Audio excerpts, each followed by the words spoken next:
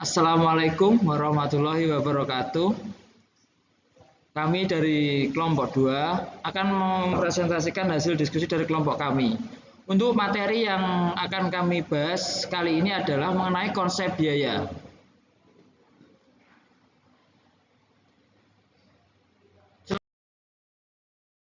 Selanjutnya, ini untuk anggota kelompoknya terdiri dari yang pertama Muhammad Rahul dengan nomor induk mahasiswa 2211018. Yang kedua Muhammad Saifullah dengan nomor induk mahasiswa 2211052. Yang ketiga ada Zanuar Krishna WTA dengan nomor induk mahasiswa 2211027. Untuk yang terakhir Firman Rizky Ramadhani dengan nomor induk mahasiswa 2211042.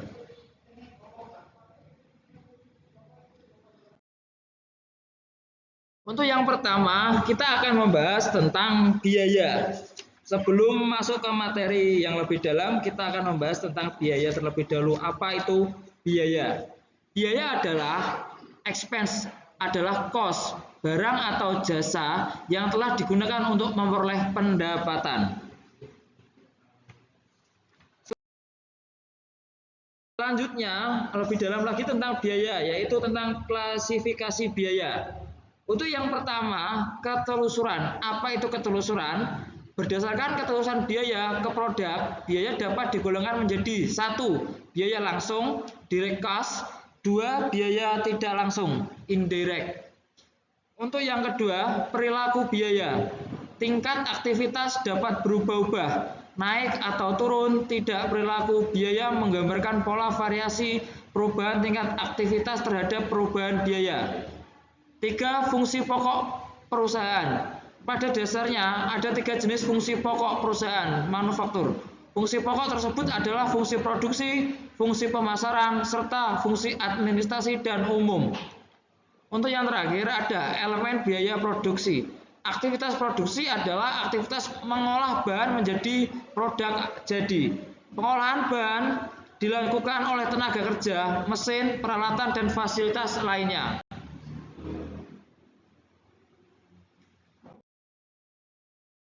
Untuk yang selanjutnya ada pembebanan biaya. Pembebanan biaya adalah penentuan biaya yang dikonsumsi oleh objek biaya.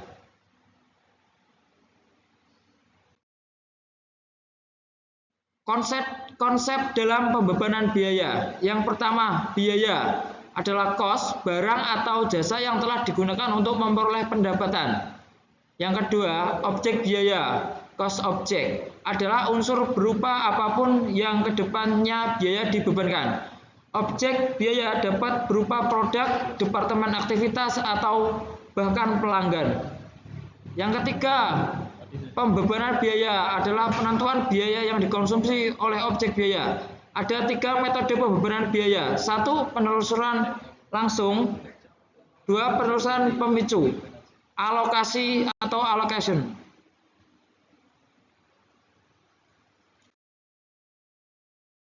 Selanjutnya ada metode pembebanan biaya. Metode pembebanan biaya ada 3. Pembebanan biaya adalah penentuan biaya yang dikonsumsi oleh objek biaya. Untuk yang pertama ada penelusuran langsung. Adalah proses penentuan biaya yang dikonsumsi objek biaya dengan mengamati hubungan langsung antara biaya dan objek biaya. Yang kedua, pemicu. Adalah faktor penyebab besar atau kecilnya konsumsi biaya oleh objek biaya yang dapat diamati. Yang ketiga, alokasi. Adalah cara membagi biaya tidak langsung overhead ke departemen atau produk dengan menggunakan dasar tertentu seperti jam kerja atau luas area agar biaya dibebankan secara adil.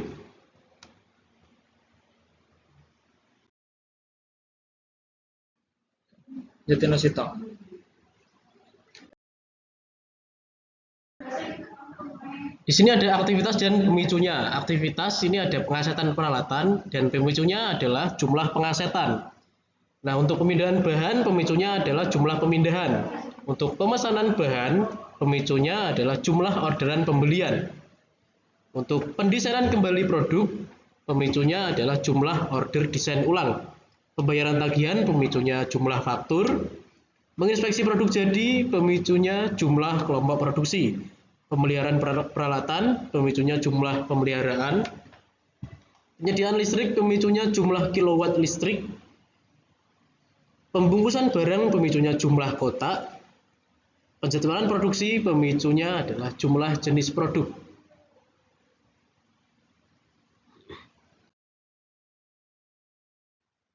Akurasi pembebanan biaya. Akurasi adalah suatu konsep relatif pembebanan biaya yang masuk akal dan logis, bukan pembebanan biaya yang benar. Tujuan pembebanan biaya adalah mengukur dan membebankan sebaik mungkin biaya sumber daya yang dikonsumsi untuk suatu objek biaya.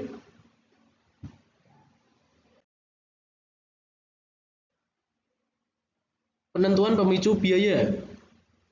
Nah, penentuan pemicu biaya ini adalah faktor yang menentukan besar atau kecilnya permintaan biaya oleh aktivitas.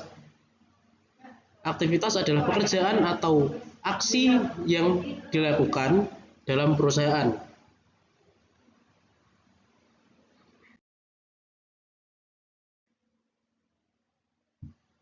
Tahapan penentuan pemicu biaya. Pemicu biaya ditentukan dengan melakukan tahapan mulai dari analisis aktivitas, analisis biaya, inventarisasi pemicu biaya, dan pemilihan pemicu biaya.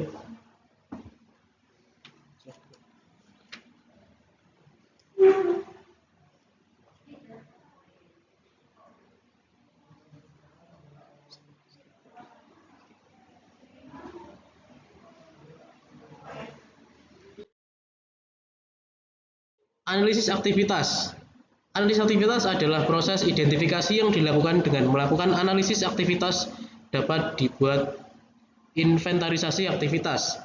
3 tahap yang dilakukan dalam analisis aktivitas adalah wawancara karyawan, inventarisasi aktivitas, dan pengecekan ulang.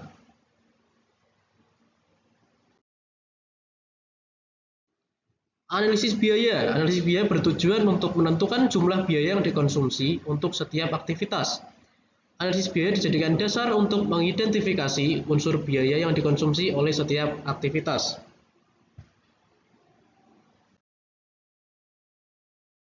Inventarisasi pemicu biaya. Setelah aktivitas dan biaya yang dikonsumsi diketahui, langkah selanjutnya adalah melakukan inventarisasi faktor kemungkinan yang menyebabkan tinggi rendahnya konsumsi biaya tersebut. Faktor penyebab tinggi rendahnya konsumsi biaya oleh aktivitas disebut pemicu biaya.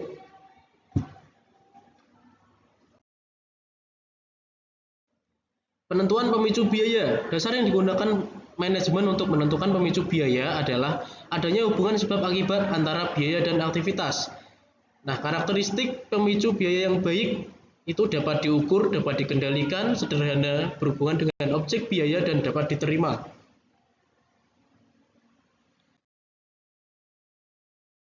Biaya barang dan jasa.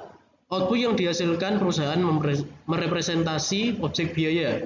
Pada dasarnya ada 2 jenis produk perusahaan, yaitu produk berwujud dan produk tidak berwujud. Produk berwujud adalah barang yang diproduksi dengan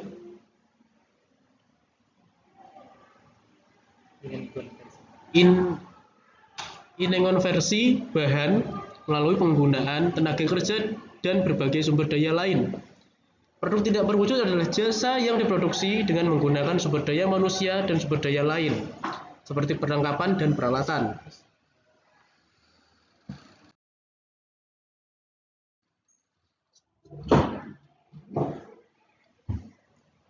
Selanjutnya ada fitur jasa.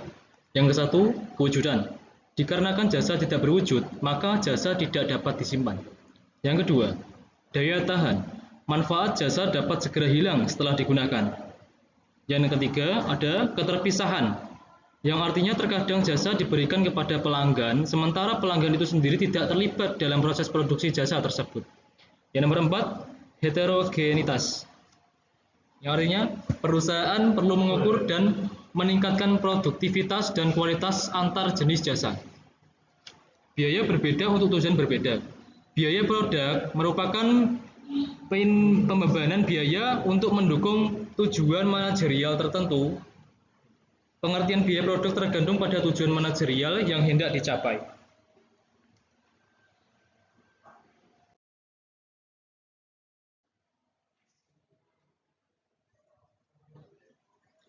Selanjutnya ada definisi biaya produk. Setiap definisi tersebut digunakan untuk tujuan manajerial yang berbeda. Ketiga definisi biaya produk tersebut adalah sebagai berikut. Yang pertama, biaya produk rantai nilai atau value chain product cost. Yang nomor dua, biaya produk operasional atau operating product cost. Yang nomor tiga, ada biaya produk tradisional atau traditional product cost. Di sini ada paraga 2.10 yaitu berbagai definisi biaya produk. Yang pertama ada definisi biaya produk langsung mengarah ke biaya produk rantai nilai.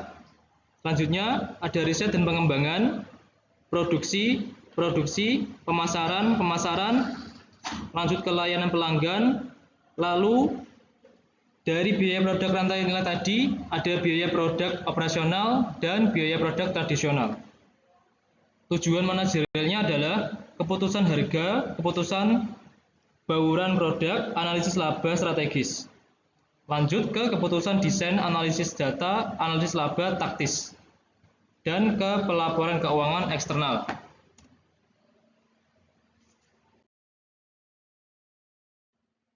Selanjutnya, biaya produk dan pelaporan keuangan eksternal. Salah satu tujuan utama sistem akuntansi manajemen adalah penentuan biaya produk untuk pelaporan keuangan eksternal. Untuk tujuan perhitungan biaya produk, biaya harus diklasifikasi berdasarkan fungsi. Ada dua fungsi utama dalam perusahaan, yaitu produksi dan non-produksi. Rantai nilai adalah seperangkat aktivitas yang dibutuhkan untuk merancang, mengembangkan, memproduksi, memasarkan, mendistribusikan, dan melayani pelanggan.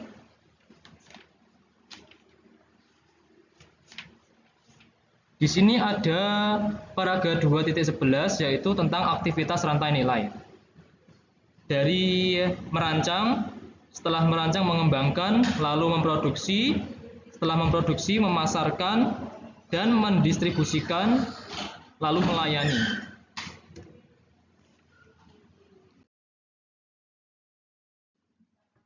Selanjutnya laporan laba rugi perusahaan manufaktur. Pada laporan keuangan eksternal, biaya harus diklasifikasi berdasarkan fungsi.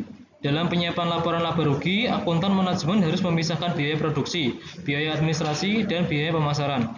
Biaya produksi dipandang sebagai biaya produk, sementara biaya administrasi dan pemasaran merupakan biaya periodik.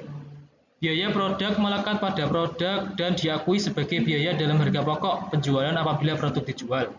Biaya produk yang belum terjual tetap melekat pada produk dan diakui sebagai persediaan yang tampak di laporan posisi keuangan. Sedangkan biaya administrasi dan biaya pemasaran diperlukan sebagai biaya periodik dan harus dilaporkan pada laporan laba rugi.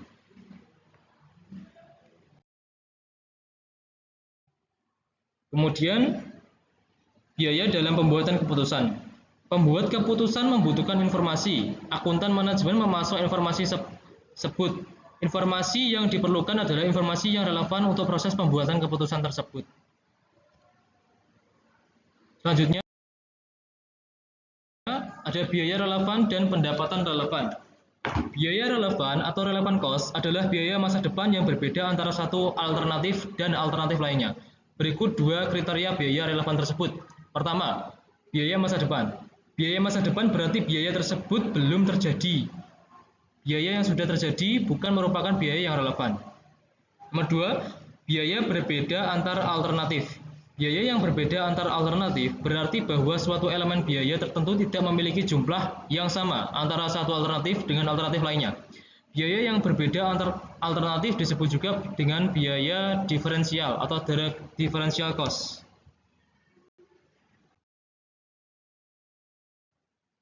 Selanjutnya ada biaya diferensial dan pendapatan diferensial. Biaya diferensial dapat merupakan kenaikan biaya atau penurunan biaya. Biaya diferensial berupa kenaikan biaya disebut biaya incremental atau incremental cost, sedangkan biaya diferensial berupa penurunan biaya disebut biaya decremental atau decremental cost. Pendapatan diferensial dapat berupa kenaikan pendapatan atau penurunan pendapatan. Pendapatan diferensial berupa kenaikan pendapatan disebut pendapatan inkremental atau incremental revenue. Sedangkan pendapatan diferensial berupa penurunan pendapatan disebut pendapatan dekremental atau decremental revenue.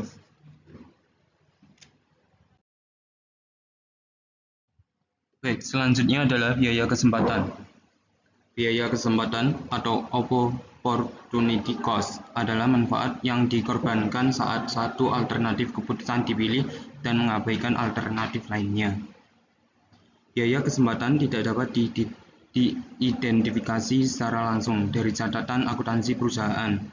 Manajer harus secara eksplisit mengidentifikasi dan mempertimbangkan biaya ini dalam setiap pembuatan keputusan. Biaya terbenam.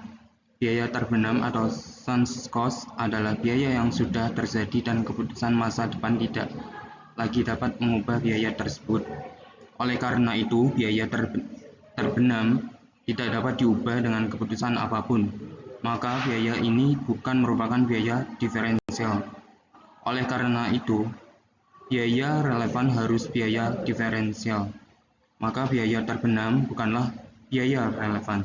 Biaya terbenam diabaikan dalam pembuatan keputusan.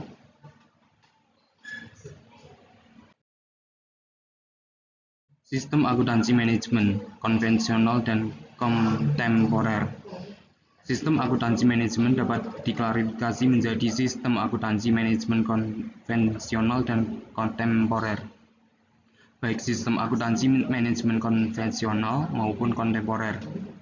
Banyak ditemukan bahwa dalam praktik dunia nyata, sistem akuntansi manajemen konvensional saat ini lebih banyak digunakan daripada sistem akuntansi manajemen kontemporer. Sistem akuntansi manajemen konvensional. Sistem akuntansi manajemen konvensional adalah sistem akuntansi manajemen yang memfokuskan perhatian pada pengukuran output aktivitas berdasarkan volume produk. Sistem ini dibangun dengan asumsi bahwa semua biaya dapat diklarifikasi menjadi biaya tetap dan biaya variabel dalam kaitannya dengan volume produksi.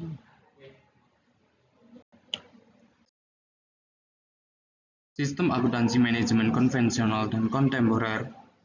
Sistem akuntansi manajemen dapat diklarifikasi menjadi sistem akuntansi manajemen konvensional dan kontemporer. Baik sistem akuntansi manajemen konvensional maupun kontemporer banyak ditemukan dalam praktik dunia nyata.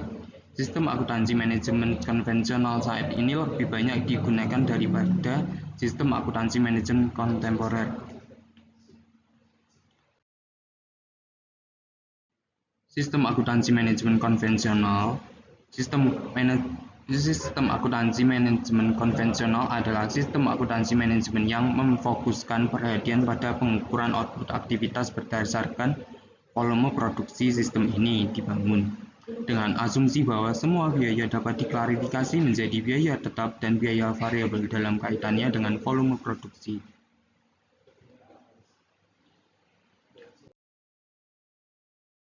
Sistem akuntansi manajemen kontemporer. Sistem akuntansi manajemen kontemporer berevolusi sejalan dengan perubahan dalam lingkungan bisnis. Tujuan utama sistem akuntansi manajemen kontemporer adalah untuk memperbaiki kualitas, konten, relevansi, dan ketepatan waktu informasi biaya dibandingkan dengan sistem akuntansi manajemen konvensional. Lebih banyak tujuan manajerial yang terpenuhi melalui sistem akuntansi manajemen kontemporer.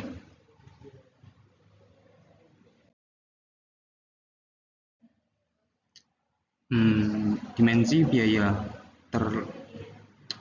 di antara lain sumber daya, dimensi proses, analisis pemicu, aktivitas analisis kinerja. Mengapa? Apa sebaik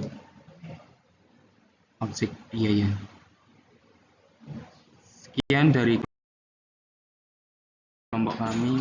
Bila ada kurangannya, kami minta maaf. Terima kasih. Assalamualaikum warahmatullahi wabarakatuh.